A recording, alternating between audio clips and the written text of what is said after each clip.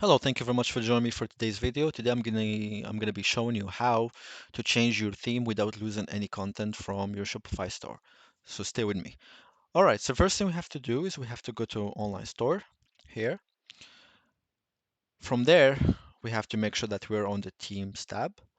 Once we're here, this is basically the theme that it is currently installed on your shop. We can choose any theme here as we want.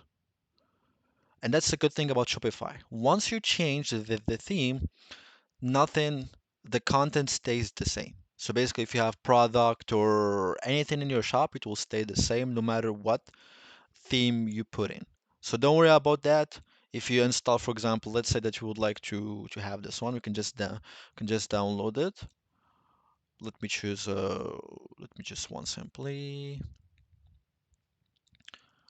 So yeah, as I mentioned, if you just download any theme from the one that's available in the themes library, you can just download it, install, and then you can just add it to your shop.